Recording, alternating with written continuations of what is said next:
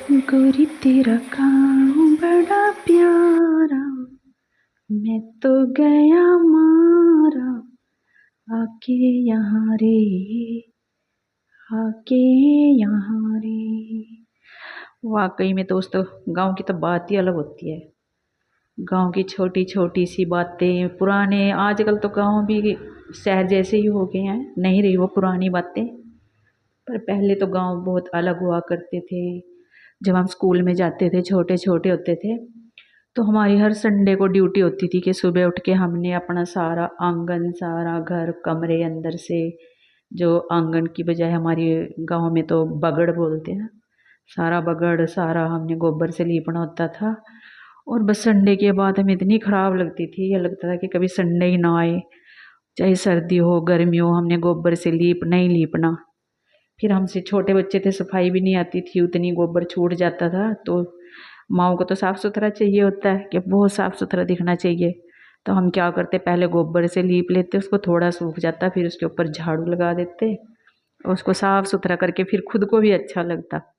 बल्कि आज भी किसी के घर चले जाते हैं ना, कहीं किसी के घर गोबर से लिपा हुआ, तो इतनी अच्छी फीलिंग आती है। और सब लोग सारे गली मोहल्ले के, ऐसे ही लगता था हमें, कभी पता ही नहीं था कि कोई हमारी सगी दाई, सगी दादी, सगी चाची, सगी ताई कौन है। हमारे लिए तो सभी सगे ही थे। अब बड़े हो गए हैं तो पता लग गया कि सगा और थोड़ा पड़ोसी भी कुछ चीज़ होती है। कोई भी डांट देता था, जैसे छोटे गांव में लड़कियों के ऊपर तो बड़ी पाबंदी थी जब हम छोटे थे, सर पे चुन्नी रखनी है जी। और सुबह उठ के स्कूल में जाने से पहले सुबह हम अपने वहाँ गोबर जो होता था, हमारे डंगर होते थे, वो गोबर हमें बाड़े में फेंकना ही फेंकना, हर लड़की की ड्यूटी होती थी।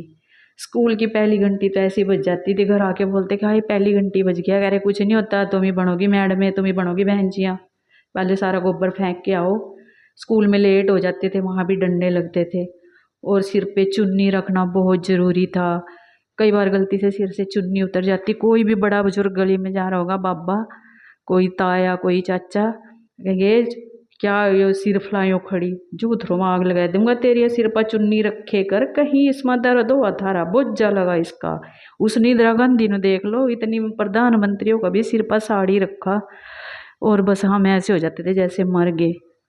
और कभी गली में खड़े होके किसी बात पे हंसी आ गई, ढेर दांत नहीं कट रहे था रे, यो जबाड़े काट का हाथ में धरने पड़ेंगे, कुछ ज्यादा ही बन रही। ऐसे हमारे बड़े बुजुर्ग थे। और आज उन्हीं बुजुर्गों के घर की लड़कियां ऐसे घूमती हैं छोटे छोटे कपड़े पहन के। चलो जी, जमाना बदल गया, लेकिन हमारे लिए जमाना बड़ा औखा था। ऊपर से स्कूल में जाते हमारे टीचर भी ऐसे ही थे, कहते आ जाती हैं गोबर, सवेरी सवेरी उठ के सिर पे माया गोबरों के टोकरे रख देंगी, और टोकरों मत वो थारे सिर में मूत चीज आ, दिमाग तो थारे मोटे रे, सिर में तो थारे गोबर सुखे रहा। ऐसे करके भाई हमने अपने स्कूलों की पढ़ाई करी। पता नहीं आजकल की लड़कियों को ये बातें कैसी लगती हैं, लेकिन हमारे लिए तो रोज़ की बातें यही थी। कोई और पढ़ाई लिखाई का तो एक ज़बरदस्ती का था कि हमें ही शौक था। एक बार भी हम स्कूल में जाने से मना कर दे, वो घर वालों को क्या चाहिए। फिर भी लड़ झगड़ के हमने वहाँ तक पढ़ाइयाँ करी। यह सब जो भी काम कहोगे, सुबह उठ के हम सारा काम कर देंगे, बस हमें स्कूल में जाने दो। और छुट्टी का तो जैसे बच्चों को, हमारे खुद के बच्चे स्कूल जाते थे, उनको छुट्टी का इतना शौक होता था, और हमें छुट्टी का बिल्कुल भी शौक नहीं था। ऐसा लगता था कि बस स्कूल में ही रहे। स्कूल से घर वापस आते हुए तो ऐसे हमारे पैर कटते थे कि हाय अब घर भी जाना पड़ेगा, ऐसा टाइम था। चलो जी, अब जमाना बदल गया है, अब अलग हो गया है जमाना। भगवान करे आज लड़कियों की देख के कि कैसे लड़कियां अपनी मन मर्जी से रहती हैं, बहुत ही अच्छा लगता है। भगवान औरत जात को मान सम्मान बख्शे। बहुत बहुत ही औखे टाइम होते हैं। और हम तो ये सोचते हैं कि चलो जी, जब हम थे, हम तो थोड़ा, हमारे ज़माने में फिर भी लड़कियां ये थी कि पढ़ लिख रही थी, उनको यही कहा जाता था कि आजकल की लड़कियों को तो किसी का डर नहीं है। और हमारी माएँ, हमारी दादियाँ बेचारी किस महल में पड़ी होंगी, पढ़ी तो है ही नहीं, पढ़ी नहीं होंगी, पढ़ी होंगी। और देखो शादी हो जाती थी, चलो हमारे ज़माने में ये था कि हम कभी कभी अपने घर चिट्ठी भी लिख लेते थे, मोटे तौर पे ही सही, कुछ खास बातें तो बिल्कुल नहीं लिखते थे कि कोई खोल के पढ़ लेगा, सास किसी से पढ़वा लेगी, भाई उन्हीं के हाथों डाकखाने में भेजनी होती थी चिट्ठियाँ।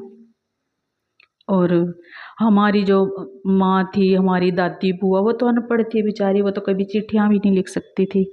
और पहले सुविधाएं भी नहीं थी। कौन उनकी ससुराल में उनको साल 2 साल 4 साल मिलने के लिए भी नहीं जाता था। बीमार हो ठीक हो कोई अच्छे से रखे कोई ना रखे, कैसा उनका वहाँ चल रहा है कोई बेचारियों को पता भी नहीं लेता था। ऐसी उनकी ज़िंदगी चलती थी। बताते हैं कि सास से भी इतनी ख़राब होती थी पहले तो। चलो जी वो तो आज भी है खैर लेवल हटा नहीं है, थोड़ा बस वो ज़माना बदल गया है। आजकल अलग तरह से बातें कर कर के बहुओं को जलाती रहती है बाकी चलो जी ये तो दस्तूर है, ये तो ऐसे ही चलता रहेगा, हमारे बदलने से क्या होगा। पर सोच सोच के भी लगता है कि पता नहीं बेचारी वो पुराने ज़माने में कैसे रहती होंगी। जब हमारी दादी मतलब हमारी दादी मर गई थी और हमारी बुआ अपने ससुराल में थी, तो घर से चिट्ठी डाली, सोचो हफ्ते 10 दिन में तो चिट्ठी गई होगी। फिर जब उनको मेरी बुआ के ससुराल वालों को चिट्ठी मिल भी गई, उन्होंने नहीं बताया मेरी बुआ को कि तेरी माँ मर गई है, कि अब कौन इसको लेके जाएगा। फिर जब उनकी माँ को मरे हुए महीना 2 महीना हो गया, फिर वो बेचारे आए, मतलब आई मेरी बुआ को लेके आए। फिर मेरी बुआ को पता लगा कि उसकी माँ नहीं है, सोचो। अच्छा दोस्तों चलो ये तो हो गई बात।